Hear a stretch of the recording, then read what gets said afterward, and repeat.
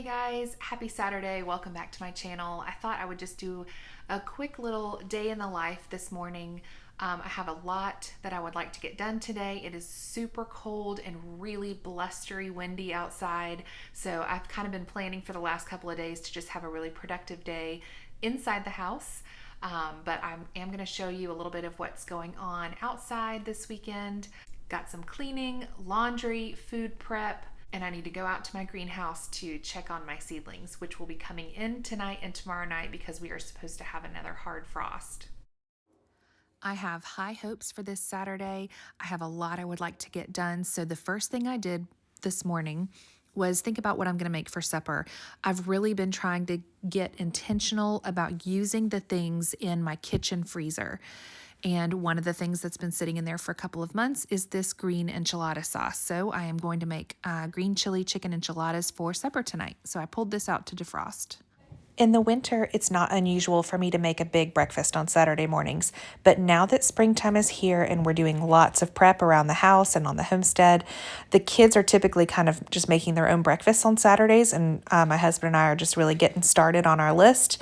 But today I decided to make my favorite homemade biscuits. The recipe is from Budget Bites, and I will leave the link in the description below.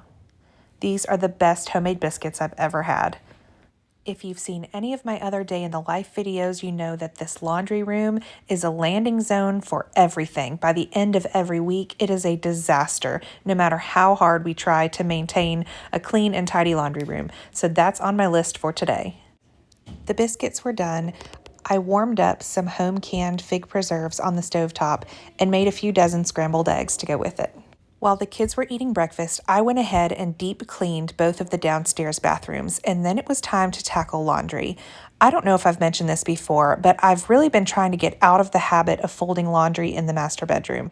Ideally, I would keep my kitchen island completely cleaned off, and as each load comes out of the dryer, we fold it and put it away immediately. It's not like you can leave a bunch of laundry on the kitchen island.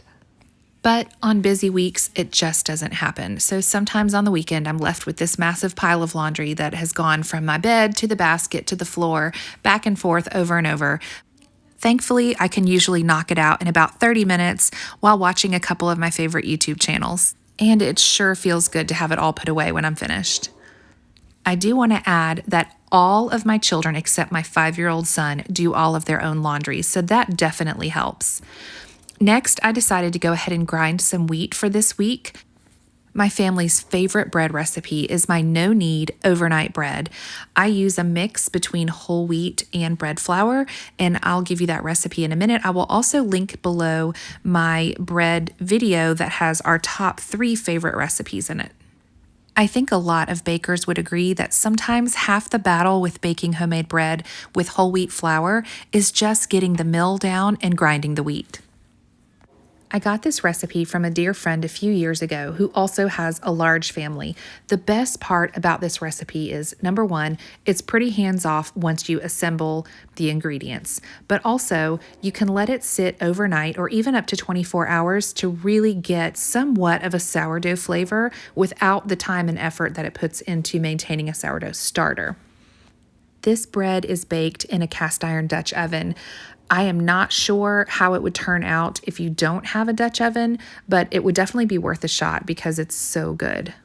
It reminds me of the artisan bread that they would serve you in an Italian restaurant to dip in your olive oil and balsamic vinegar. The recipe calls for 9 cups of flour. I do 5 cups of freshly ground wheat and 4 cups of white. Then you add 5 1/4 teaspoons of salt, 1 1/2 teaspoons of yeast, and 4 1/2 cups of water. Be sure to mix the dry ingredients together first before you add the water. And then all you need to do is stir it until everything is well incorporated. I've used bread flour for so long, I had forgotten how badly all-purpose flour needs to be sifted. So as I'm stirring this up and then I add the water, I'm seeing all these white chunks of flour that I had to break down. Next time I will sift my all-purpose flour. Once you add the water, you're just going to stir gently until everything is well combined. Unless you're like me and did not sift your flour and you need to kind of break up the chunks of flour in your mix. Once everything is well incorporated, you will just wrap the top tightly with some plastic wrap and just set it aside somewhere on your counter where nobody's going to bother it. It can sit anywhere from 6 to 24 hours. I typically will make mine in the afternoon or evening and bake it the next morning. We will use this bread for lunch tomorrow. With the unusually cold temperatures, I'll probably make a big pot of soup to go with it. We recently moved our chickens out of the garden space and into the corn patch so I could get everything ready for planting. The problem is, rather than having good sturdy fencing around our corn patch, all we had was deer netting.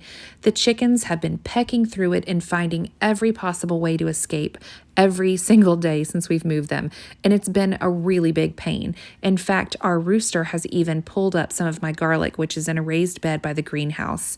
Today was the day that my husband and sons decided to put up some new fencing and move the chickens into a more permanent area. It's likely we will leave them in this spot for a year, and then this time next year, we will turn that spot into our long-awaited strawberry patch. It's really amazing to watch chickens just live their life while also turning new pieces of ground into fertile planting space. I will definitely take some progress pictures over the next several months. My husband put up my clothesline last week. It's something that's been on our to-do list for 3 years, and we finally made it happen. Of course, the day after he put the clothesline up, it started raining, and it's rained every day for the last 6 days. Today's the first time we've had sunshine, so I was excited to put some towels and bath mats out to dry in the wind and sunshine. Now let's go into the greenhouse. Look at my little fig tree. It's starting to put out some leaves. I'm so excited to get this one in the ground this year. All of my seedlings are looking fantastic. These are my tomatoes and flowers. The spots that have not germinated yet, I went ahead and put some more seeds in. I also realized it probably hasn't been consistently warm enough for my peppers to germinate well. I think I've only had 2 pepper seeds germinate. So when I bring them in for the next 2 nights, I'm going to go ahead and put them on some heat mats that I got for Christmas. All right, time to tackle this laundry room. As you can see in this quick little time lapse, this is a high traffic area, and this is why so many things just get dropped in here. Thankfully, it really doesn't take any time at all to put everything back where it belongs and do a quick little cleanup.